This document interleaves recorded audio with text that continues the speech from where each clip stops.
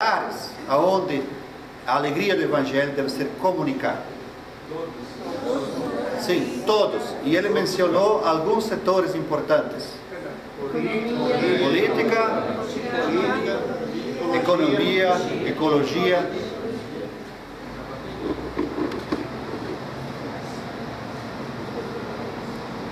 O Papa escreveu para quem essa carta? Para todos. Para todos.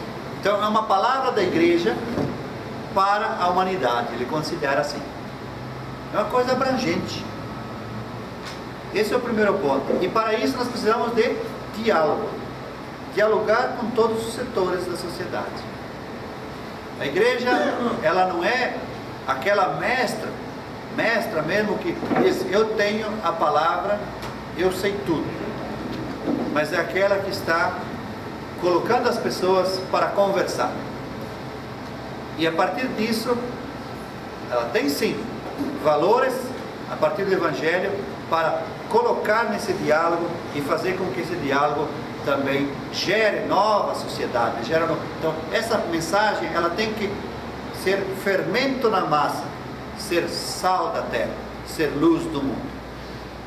Tá bom? Então, o Evangelho não pode ser guardado para nós. A alegria. Então, é ali que está o ponto principal. Eu retomo aqui. Veja bem. A alegria do Evangelho é para todo o povo.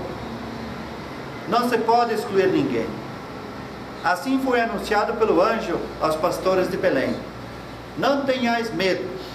Eu vos anuncio uma grande alegria, que será também para todo o povo. E o que ele diz? O Apocalipse fala de uma mensagem a anunciar aos habitantes da terra, a toda nação, tribo, língua e povo. Tá bom? No capítulo 14. Só é o primeiro ponto importante, que essa carta é destinada a toda a sociedade, para transformar essa sociedade. Segundo ponto, missão. Vamos prestar atenção agora às palavras-chave sobre a explicação que o Afonso Murat, que é o irmão Afonso Murat, ele vai dar sobre a missão.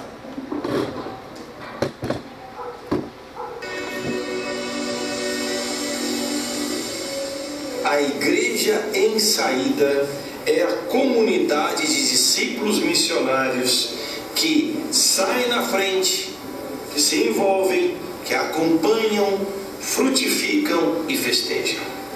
Primeira, sair na frente. Ir na frente, tomar iniciativa, ser ousado, ser inovador ou inovadora. A segunda atitude é se envolver.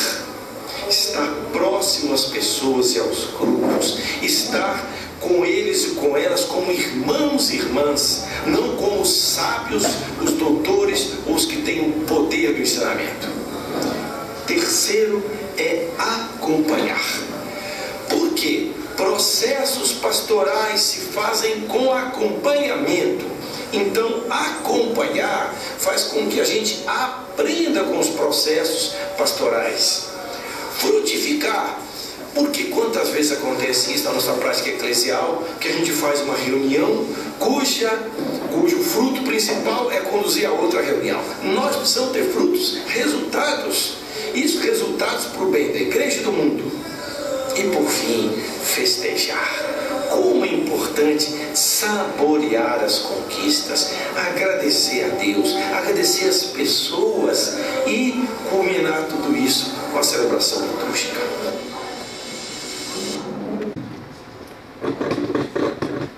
Eu alertei que era curto, né? Curtinho, né? Mas tem bastante palavras aí. Então vamos ver quem gostaria de destacar as palavras que chamaram a atenção. Os conceitos estão aí, já este aqui é o número 24. Eu acho que desses conceitos, eu acho que frutificar, colocar em prática. Eu acho que talvez seja a nossa maior necessidade, porque nós debatemos um monte de coisa que foi falado do documento da Aparecida, agora o Evangelho da Alegria e outros evangelhos, documentos, mas que a gente não consegue colocar isso em prática. Então nós ficamos nos reunindo, como o Dom Dimas fala, que a gente fica igual cachorro correndo atrás do rabo. Então a gente não coloca em prática isso. Isso é uma dificuldade nossa, porque a gente coloca um pouco da prática, um pouquinho só, mas que a gente coloque, a gente faça. Entre o querer fazer e fazer tem uma longa distância. Acho que é então fazer que a gente precisa colocar em prática. Obrigado. Nós marcamos uma reunião para preparar uma outra reunião. Não falou isso? Tá bem? Então, este é um ponto importante para termos em consideração. Não significa que não temos que sentar, dialogar, programar, né, trocar ideias, buscar o melhor juntos, porque 2, 3 pessoas, né, conseguem ter mais visão do que uma sozinha, né, que também é outro problema, que pessoas sozinhas às vezes puxam as coisas, vêm com tudo pronto e dizem é por aqui e acabou, né? O Papa também disse que o próprio bispo, padre, e aí as lideranças também têm que ser pessoas que vão no meio das ovelhas para caminhar em conjunto, à frente para indicar caminhos que às vezes precisam, mas também que saibam caminhar atrás, às vezes atrás do povo, atrás das pessoas, porque elas também lideram a gente, né? São as necessidades das pessoas, afinal de contas, que mais importa. A gente tem que mudar de rumo conforme as pessoas. Então esse ponto de frutificar, dar resultado, precisa estar presente sempre. E isso se consegue ver quando a gente faz uma boa avaliação. Avaliar. Nós programamos, nós vamos viver e nós vamos sentar para avaliar. E fala-se também de celebrar. Celebrar esses frutos. Colher esses frutos e se alegrar com eles. Transmitir aos outros esse fruto. Obrigado. Outro conceito importante? Fala. Comentando um pouco sobre dialogar, para lembrar uma iniciativa que eu tive na minha rua, conhecer quantas famílias tem em volta de mim e que posso estar ajudando, nos cuidar um do outro.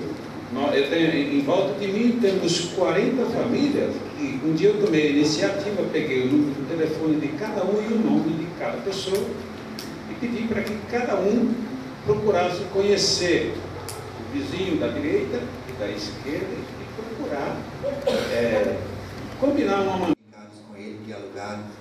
Quando a gente se torna família, mais familiar, as pessoas sentem mais segurança. Um ajuda a vigiar o outro. Vigiar no sentido de cuidar, mais do que de limitar as pessoas. Então é uma iniciativa que não é da quarta-feira, né? Mas pode ter surgido na quarta-feira. Veja bem, se não tivesse a SEB, só igreja, eu vou até lá e volto, muitas dessas coisas talvez a gente não iria viver ou propor para ajudar. Obrigado, Luiz. A senhora quer falar? Aqui atrás. Dentro da comunidade, não só reunir para rezar, mas a gente tem que comunicar aniversário, nascimento, todas as pessoas se ver o que está se passando entre as famílias, né? Fazer uma doença, um evento, qualquer coisa, a comunidade tem que participar disso aí também. Muito obrigado, Dona Maria. Do Carmo. Acompanhar as pessoas faz parte da missão, cuidar das pessoas, conhecer as pessoas, acompanhar as pessoas. Eu não tenho que ficar fazendo fofoca ou querer saber e visibilizar a vida do outro, mas o outro também é para mim importante, que eu também preciso cuidar dele e dela. Quanta gente vive abandonada. Se os filhos abandonam, e lá tem uma comunidade cristã, peca mais a comunidade cristã do que os filhos que abandonaram, porque eles não entendem, se é que há filho assim. A comunidade cristã tem como principal, né, o amor ao próximo, o cuidado, a solidariedade, e aí nasce a missão. Eu sou missão. Então, acompanhar as pessoas, estar presente, Aniversário, ela falou. Coisa simples. Nunca ninguém cantou parabéns para mim. Tem pessoas que não recebem nem feliz aniversário, nem um bom dia, talvez um pequeno bolo, um gesto, né? Viemos aqui na Dona Maria cantar os parabéns, desejar muita saúde e felicidade. Parabéns, Dona Maria, 85 anos, você merece. Olha, dá um abraço, dá um beijo. Tá. Vamos comigo passear um pouco hoje, que você está muito sozinho. Outra. Eu sou da Legião de Maria, então a gente faz visita aos aniversariantes e reza para a gente em casa. Nós vamos para a missão e temos que ficar em casa rezando. Então, no aniversário, a gente vai visitar essas famílias. E outro dia, muito raro as famílias lembram do aniversariante. Então, dia 24 de junho, a gente foi visitar uma aniversariante nossa e a gente chegou, estava dando os parabéns para ela. Daí o marido dela ia saindo, ela ficou assim sem graça, disse, olha, ele não lembrou que hoje foi aniversário. Daí ele escutou e chegou assim, bem sem graça, e deu um beijinho nela assim, muito xoxo. Vai sem graça aí, porque a gente estava lá. Então isso aí é a realidade nossa. E nem a família sabe do aniversário da mãe, do pai, do filho, do irmão. Então a Legião de Maria, ela vive essa realidade de visitar as famílias, e eu vejo assim que na cidade grande isso aí é a ação maior, porque no interior a gente vê que o interior é diferente.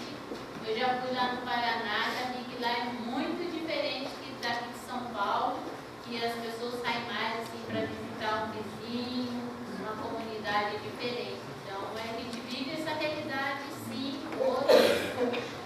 Muito bem. O seu nome? Maria Tereza. Outra Maria. A minha mãe também é Maria. E aqui temos Maria Aparecida. Olha, tudo que nós estamos refletindo, né, da realidade nossa, que nós já vivemos, isso é missão. Por quê? É viver o amor de Deus. O amor que Ele teve para com toda a humanidade. Nós expressamos esse amor no cuidado mais simples, básico para com o outro, desde o respeito e dessa ajuda. O senhor pode falar?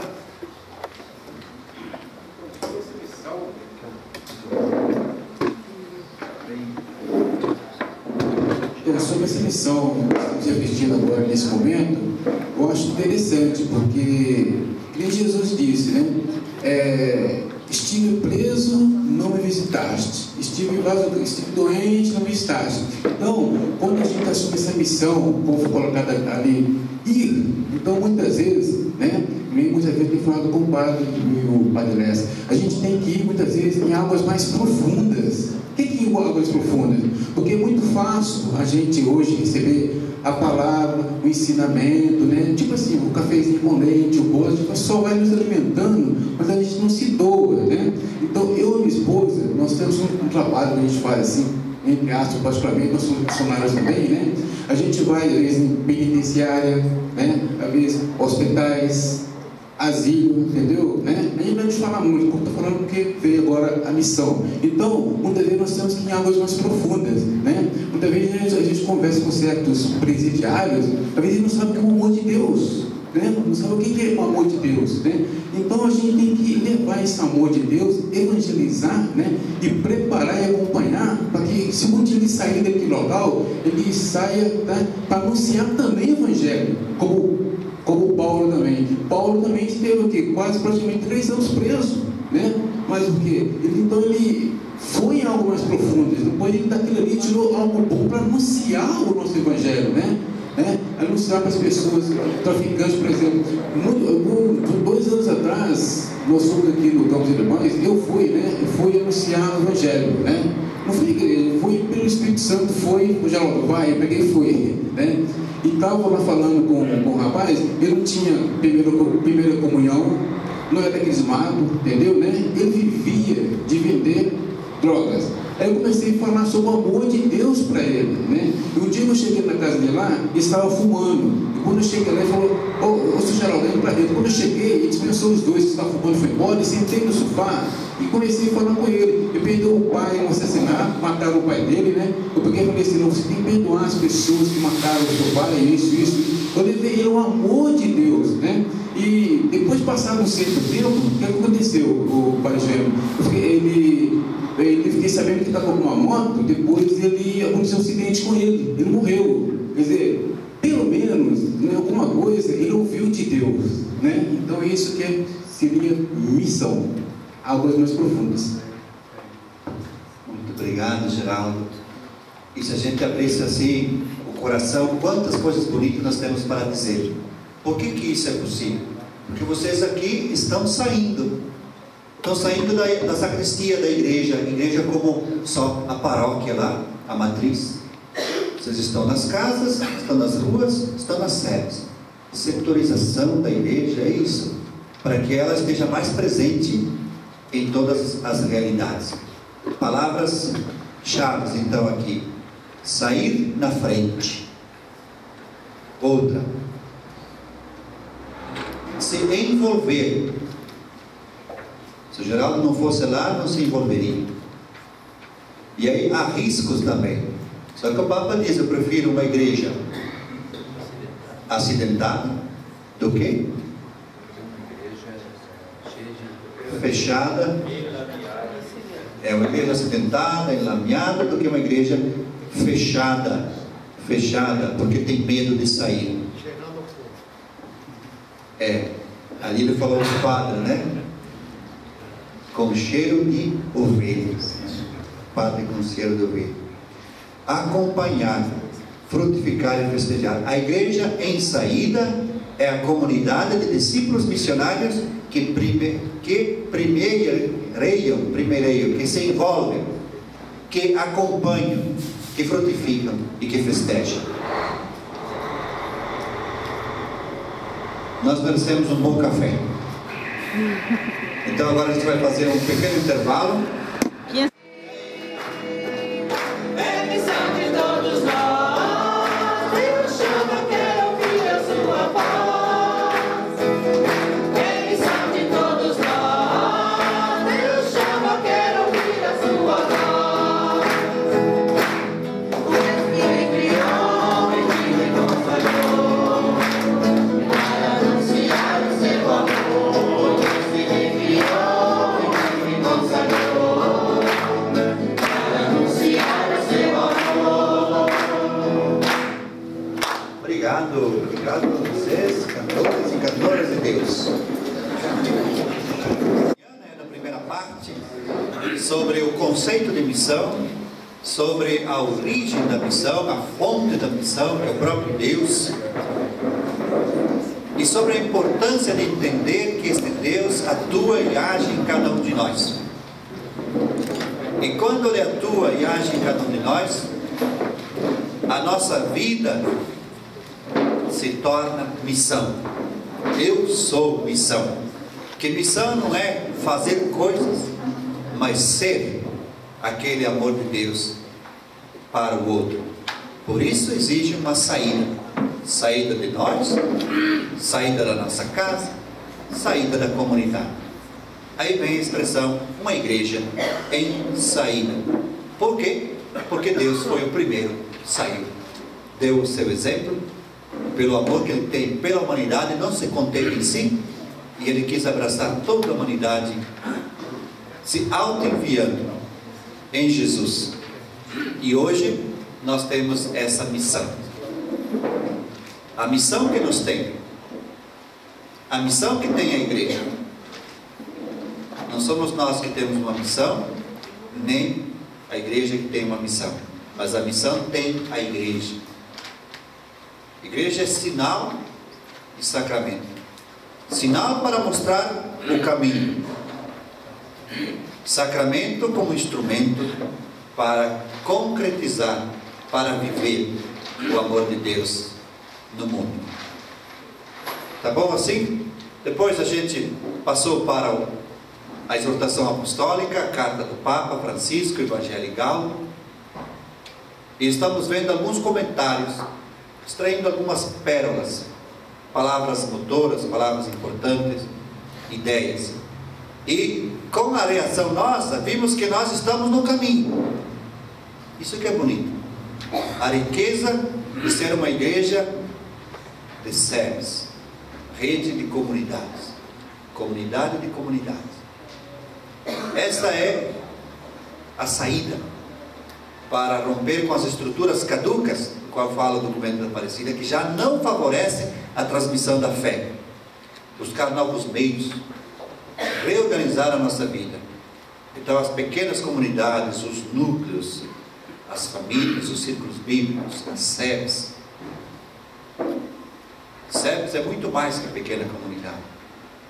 É o jeito de ser igreja original, que combina muito bem, conjuga a fé com a vida. Daí porque aquelas palavras que vocês disseram, gestos de cuidado, de respeito, de procura, de busca, né? De ir ao outro, né? Que não é uma coisa só interna nossa, lá dentro da matriz, mas é na nossa rua, no nosso bairro, na nossa vida. E alguém estava falando, no meu trabalho eu faço missão, eu vivo a missão. É isso mesmo. O cristão precisa mostrar na sua profissão quem é Deus, como Deus age, esse amor, esse cuidado. Tem algum material aí? Não é que tem muita coisa, não. Eu não trago assim das livrarias, né? Nas Pontifícias Obras Missionárias nós temos vários materiais. Você depois vai ver o site que nós temos lá, que é www.pom.org.br. Ali tem muita notícia, mas tem também materiais da infância e adolescência missionária, da juventude missionária, famílias missionárias, formação missionária, e assim por diante.